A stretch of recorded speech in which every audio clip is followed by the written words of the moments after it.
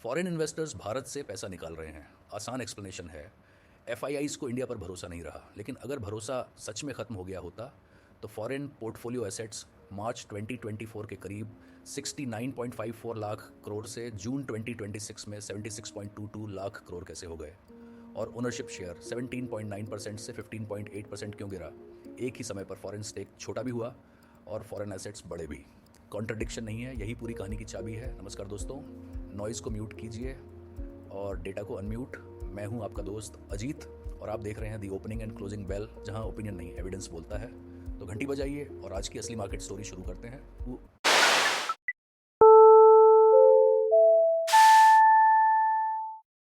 पहले लैंग्वेज साफ कर लेते हैं।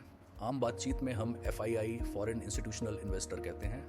करंट रेगुलेटरी टर्म है एफपीआई फॉरेन पोर्टफोलियो इन्वेस्टर, यानी ओवरसीज फंड्स, इंस्टीट्यूशंस और एलिजिबल इन्वेस्टर्स जो इंडियन सिक्योरिटीज़ में पोर्टफोलियो इन्वेस्टमेंट करते हैं।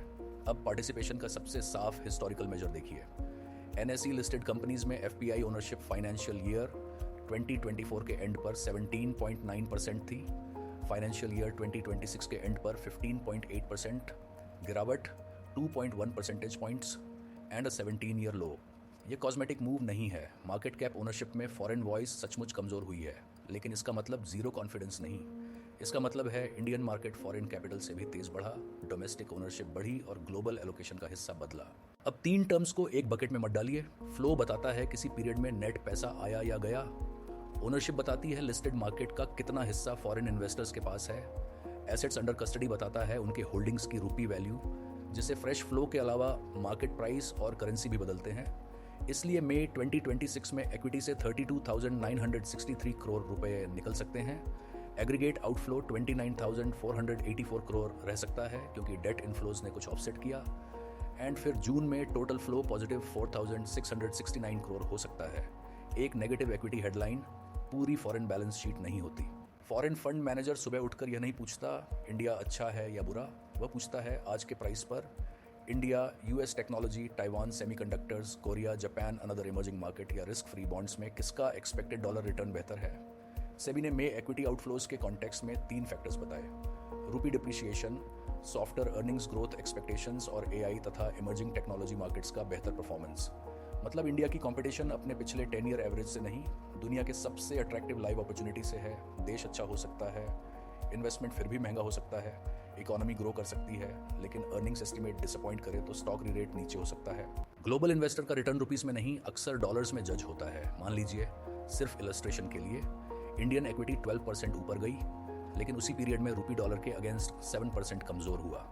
रफली स्पीकिंग उसका करेंसी एडजस्टेड गेन करीब 5% के आसपास सिमट सकता है, फीस और टैक्सेस से पहले। दूसरी तरफ यूएस बॉन्ड यील्ड अट्रैक्टिव हो तो फंड मैनेजर बिना इंडिया स्पेसिफिक अर्निंग्स रिस्क लिए रिटर्न पा सकता है। इसलिए वीकर रुपी सिर्फ इंपोर्ट बिल की न्यूज़ नहीं है, वह फॉरेन इन्वेस्टर के एग्जिट डोर पर लगा डिस्काउंट है। और जब ऑयल महंगा होता है, imported inflation, current account pressure और रुपी रिस्क एक दूसरे को फीड कर सकते हैं। अब अनकंफर्टेबल पार्ट, इंडिया की कुछ प्रॉब्लम्स ग्लोबल नहीं, सेल्फ इन्फ्लिक्टेड हैं।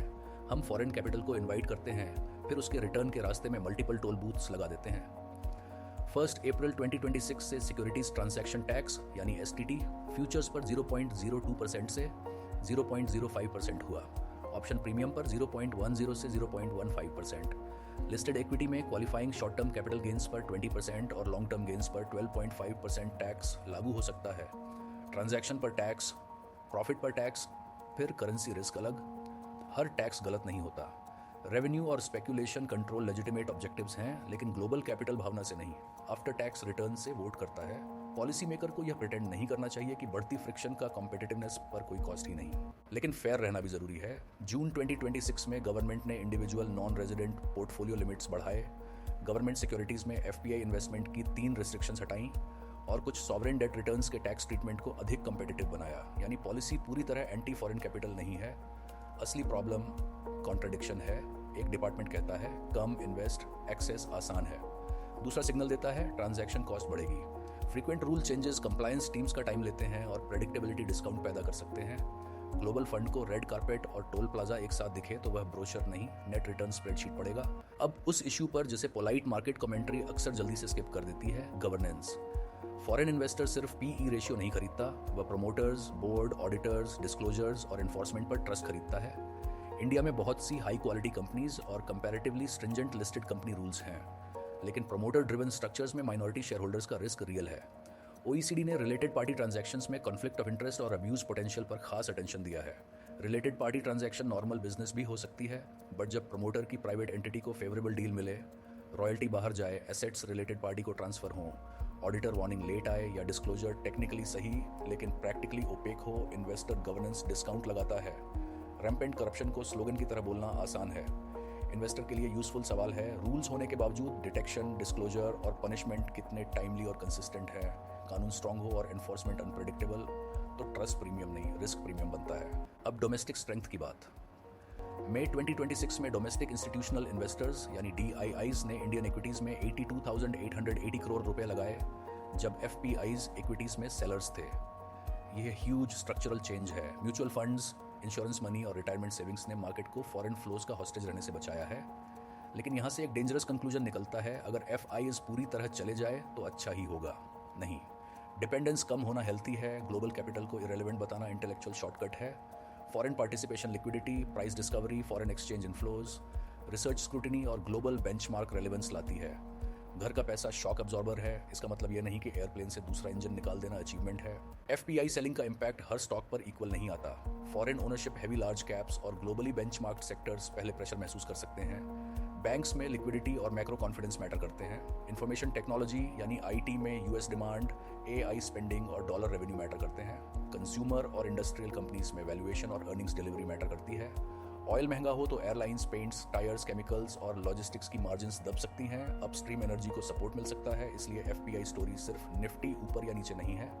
ये सेक्टर लीडरशिप, वैल्यूएशन कंप्रेशन और करेंसी ट्रांसलेशन की कहानी भी है। डेली फ्लो नंबर को ट्रेड कॉल बनाना एनालिसिस नहीं, न्यूमरोलॉजी है। तो क्या FIs वापस आएंगे? शायद क्वेश्चन गलत है। फॉरेन मनी कोई नाराज रिलेटिव नहीं जो इन्विटेशन मिलने पर लौट आए। एलोकेशन कंडीशंस बदलेंगी तो कैपिटल लौटेगा। एंड जून का पॉजिटिव एग्रीगेट फ्लो दिखाता है कि डायरेक्शन परमानेंट नहीं होती। ड्यूरेबल रिटर्न के लिए 5 स्विचेस ट्रैक कीजिए।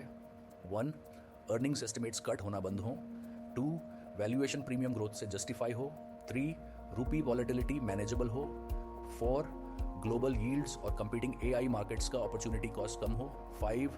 टैक्स, पॉलिसी और गवर्नेंस क्रेडिबिलिटी नेट रिटर्न को सपोर्ट करे। इनमें से एक स्विच ग्रीन होना हेडलाइन बना सकता है। कई स्विचेस साथ ग्रीन हो तभी एलोकेशन मीनिंगफुल बनती है। एग्जैक्ट तारीख बताने वाला एनालिस्ट नहीं, कैलेंडर बेचने वाला एस्ट्रोलॉजर है। रिटेल इन्वेस्टर के लिए बॉटम लाइन सिंपल है, FPI सेलिंग को इग्नोर मत कीजिए, बट उससे डरकर पोर्टफोलियो थीसिस भी मत बदलिए। 3 लेयर्स साथ पढ़िए। पहली, ownership trend, foreign share structural रूप से घट रही है या स्टेबलाइज। दूसरी, फ्लो कंपोजिशन, इक्विटी, डेट और टोटल में फर्क क्या है।